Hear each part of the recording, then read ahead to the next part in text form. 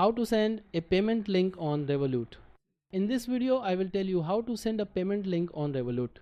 So first you need to open the Revolut app and make sure you are logged in to the correct account. Use the search bar at the top to find payment link, or navigate through the payment section until you see the option to send with a link. Tap it to start a new link. Next, set the essentials.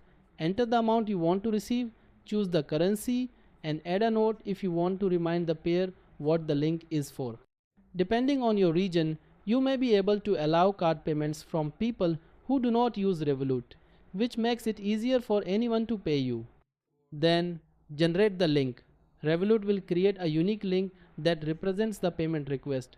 Copy it to your clipboard and share it through chat, email, or any messaging app. If you are collecting money from multiple people, you can reuse the link or create separate links per person to track who has paid. Finally, monitor the status in the same section of the app.